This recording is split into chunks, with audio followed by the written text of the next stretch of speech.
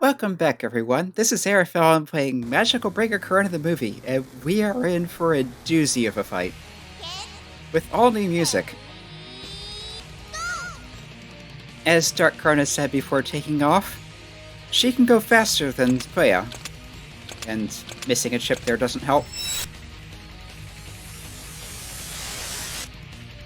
But as you may have noticed, her initiative ticks up abnormally fast in this battle.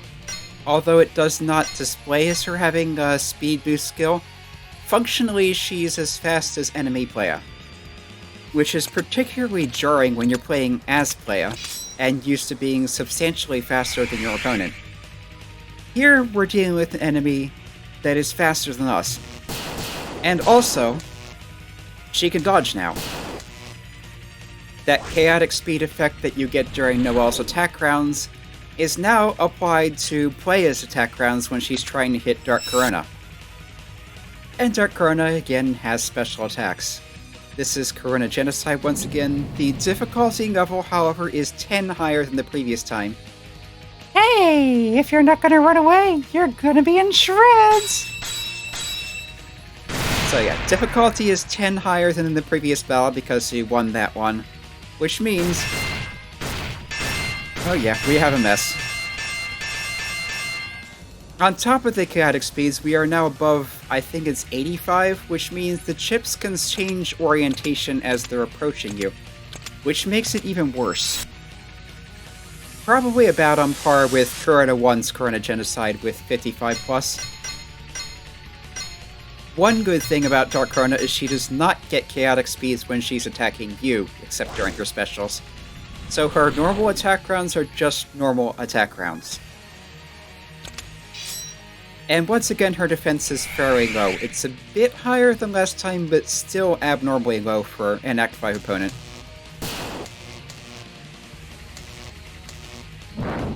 And I miss. So that resets the combo meter, which means the energy will tick up more slowly again. If you can keep a combo going in this battle, I believe it gives you the fastest energy charge of any opponent. The problem is keeping the combo going.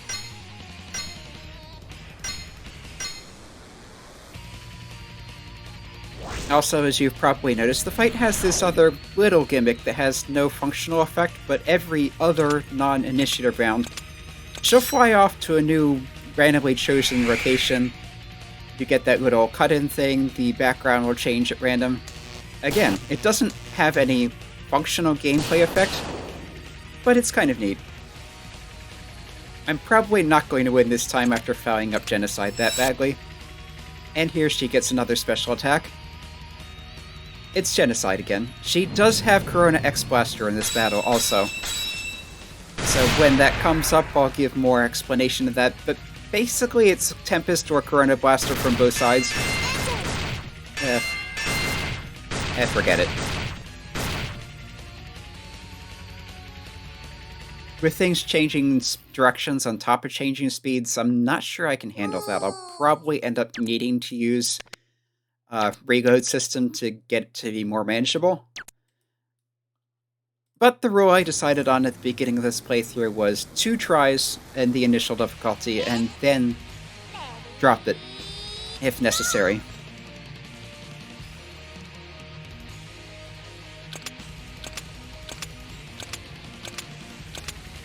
Yeah, even with all criticals, Pleia's bar is only about 3/4 full when Dark Korona gets her first turn.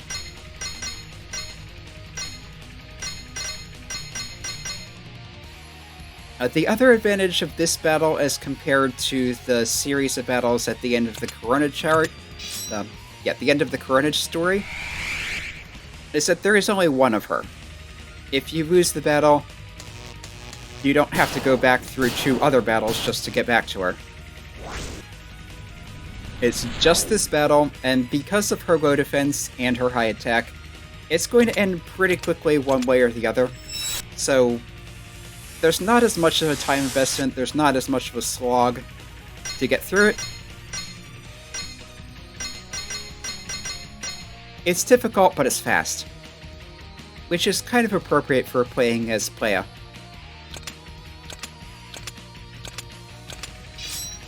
you might say that speed is key.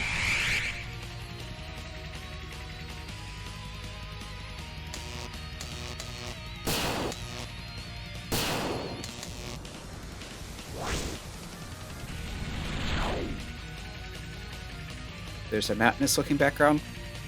I think some of the backgrounds used in this battle may not be used elsewhere. Might be wrong about that.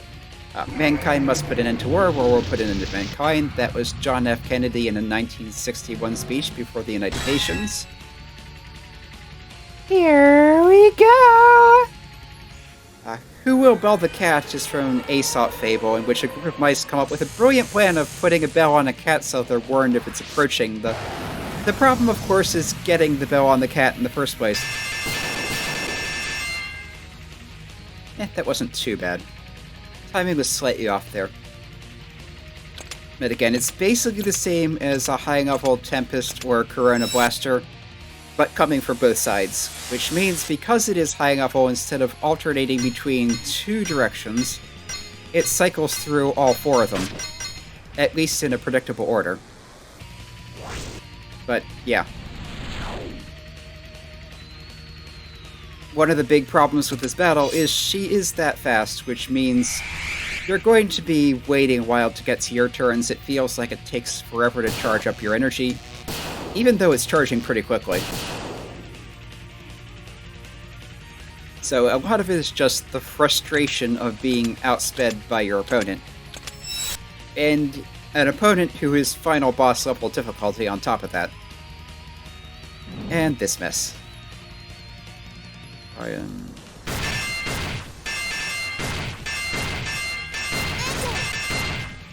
Yeah, I cannot handle that. Yeah, this is going pretty terribly so far.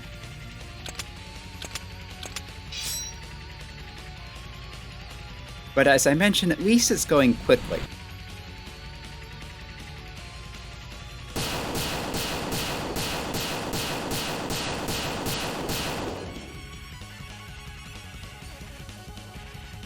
And we're getting towards the end of the music before... Well, again, it doesn't really loop properly because of the whole MP3 thing, but...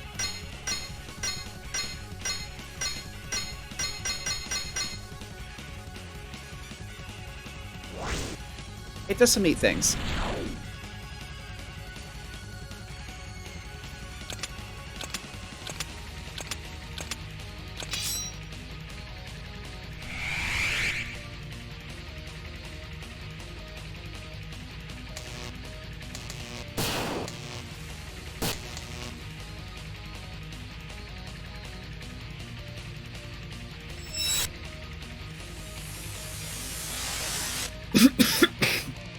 Excuse me.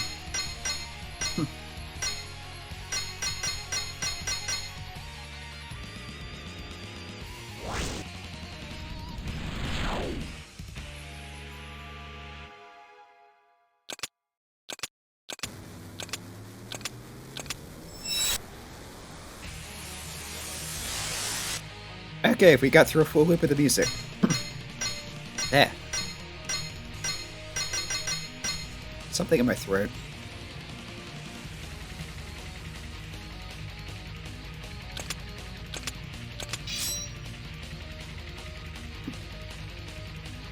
And up to Thunder Discharge. So this is better than last time, at least.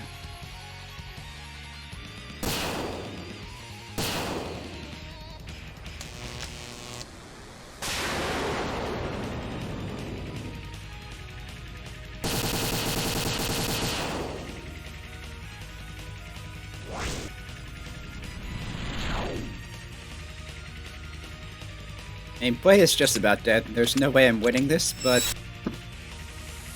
took up about a third of her health. So, that's progress.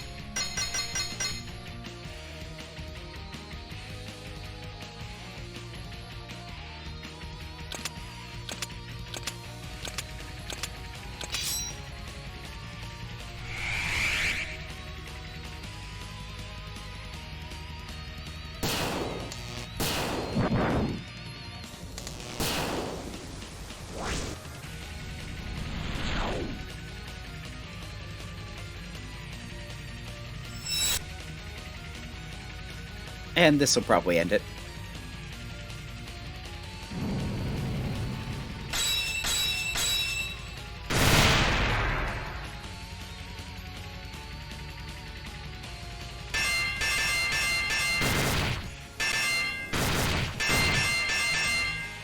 Yep.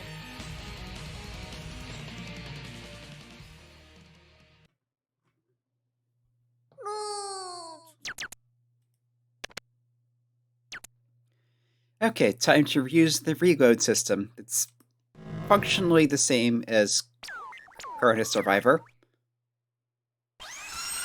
although it does have some neat sound effects. So that is difficulty / score -20. So although she won't be easy, her special attacks will be significantly less ridiculous.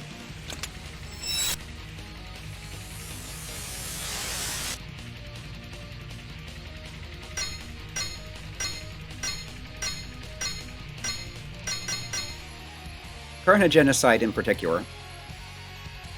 X-Blaster, not that bad, really. Which is kind of funny, because she's touting that as being her new, really special, trump card kind of special. And it's just not. Maybe it's just me, but I find Korona Genocide to be much more difficult to deal with.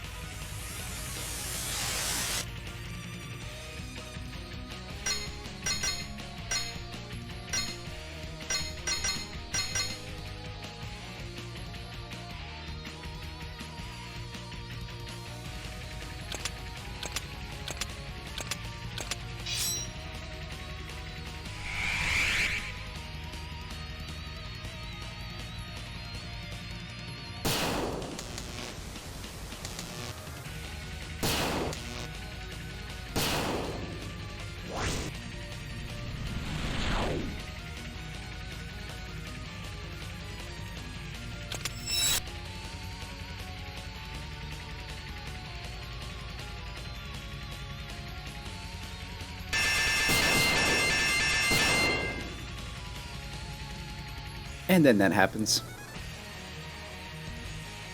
The timing is still an issue.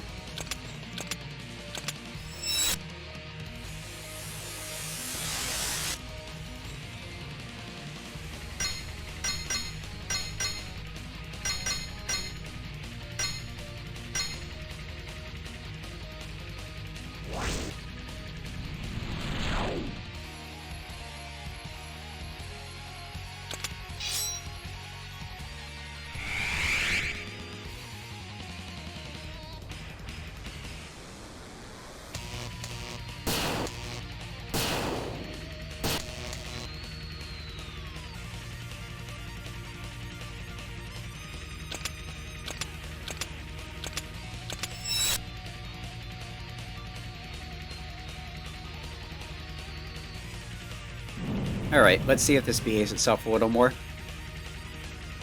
If it's low enough for X-Blaster to be one direction, or...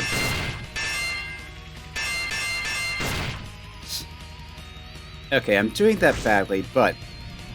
if the difficulty level was low enough for X-Blaster to alternate between two directions instead of cycling through all four, then it's also low enough that the chips in Korona Genocide are not going to switch orientation on you.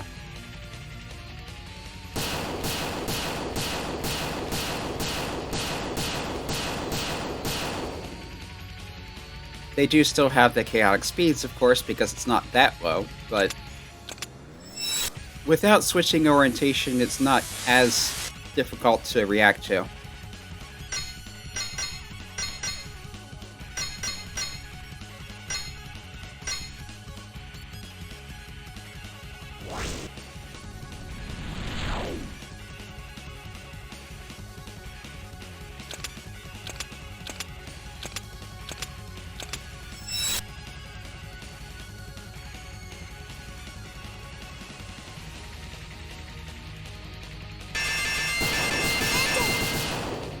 Oh, wow.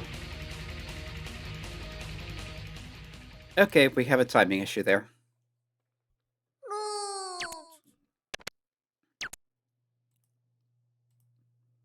Let's give that another shot.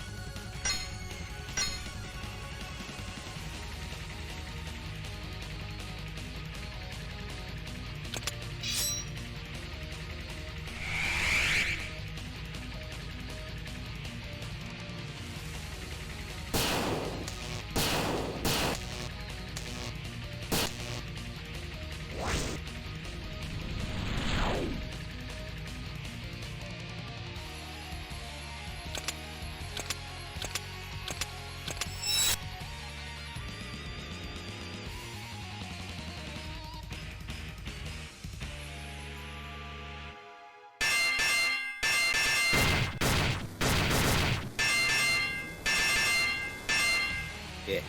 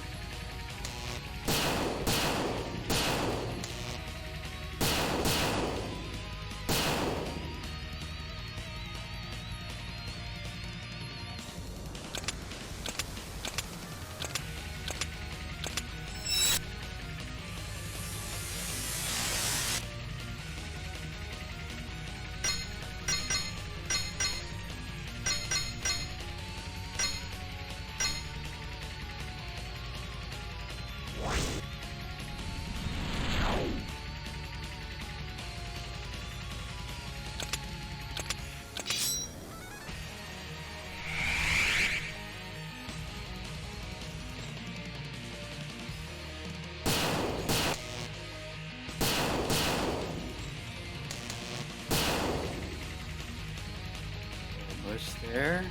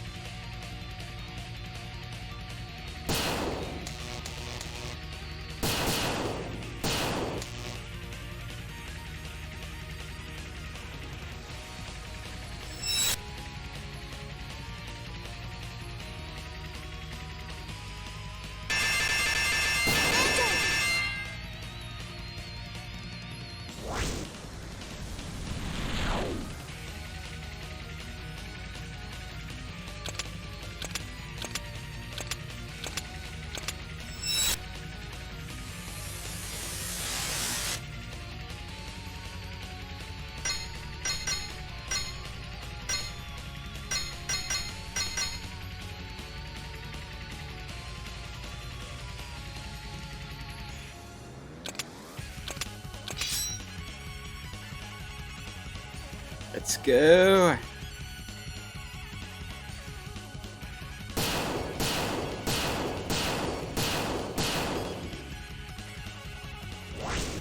And we're back to parity.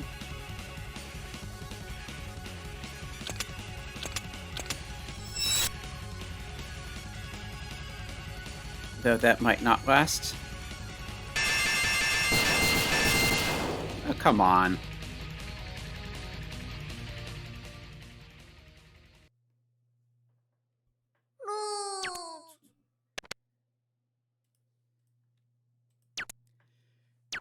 I feel like I can beat her at that difficulty, but that's 2 tries, so I'll follow the rules I established for myself and drop the difficulty again.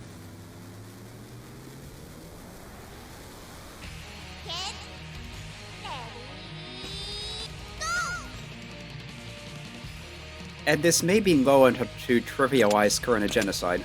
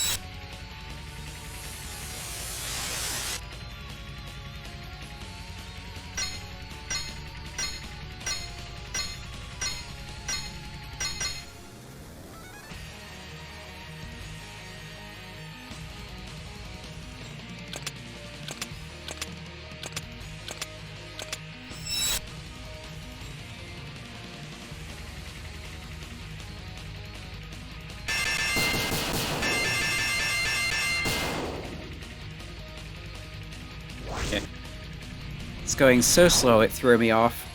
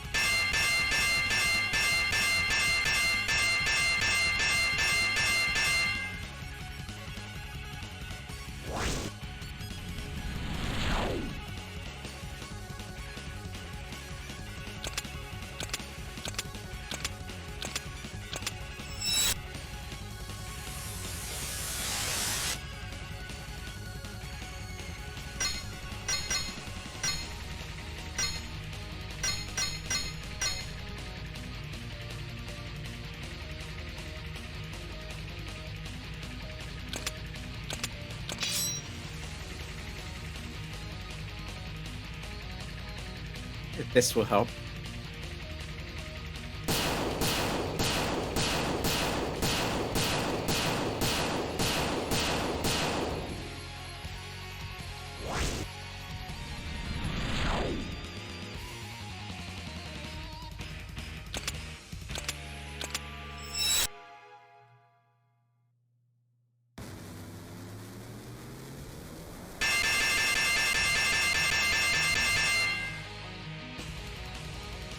That was better.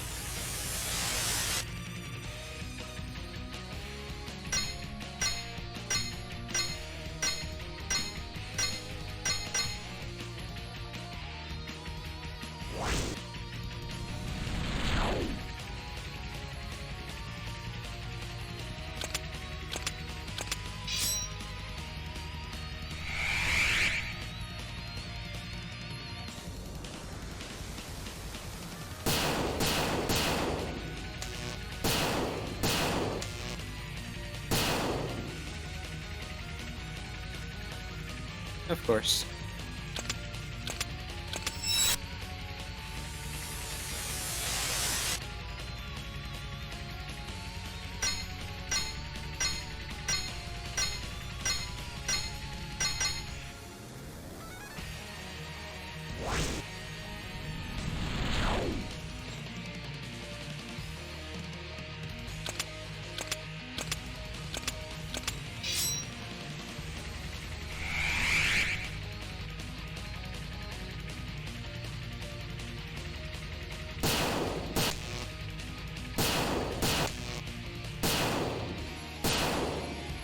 Actually,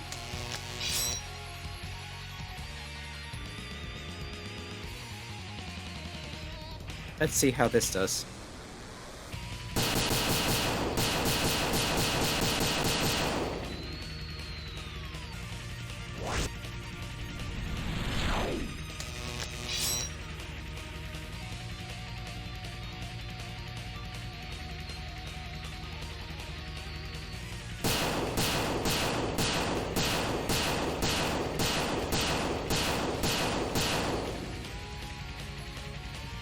Yeah, with her lower defense, I think that was just about as good as a Babel.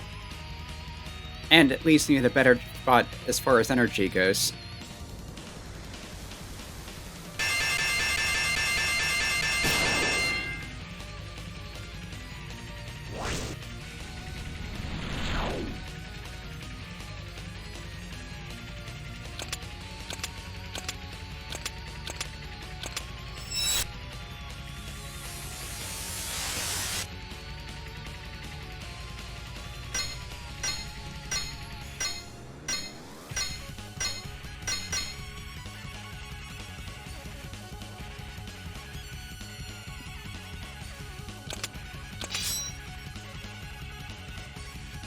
Ooh, another one.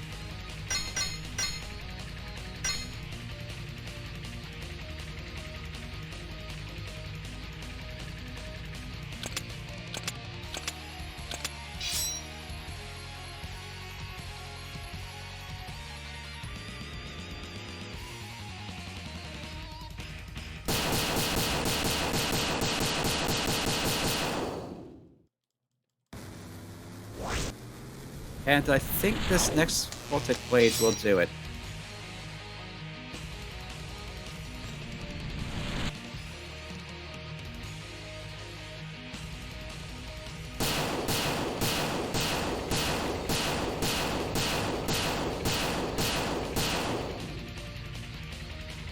Yeah, that was almost too easy.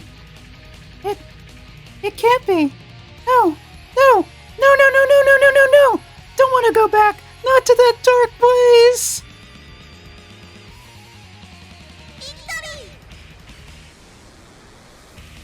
And I think I'm going to cut the recording here. The game doesn't actually let you save at this point, but that's... yeah. The buttons are here because I changed something to try and get the saves working, but they're not actually responsive, so I don't know what's up with that. In any case, this has been Arafellum playing Magical Brain Korona the movie, and yeah, I really should have kept it one difficulty step higher. I should have been able to beat her like that, but yeah. In the interest of keeping things moving along, we'll just stick with this. Yeah, come back next time for the conclusion. Hope to see you then.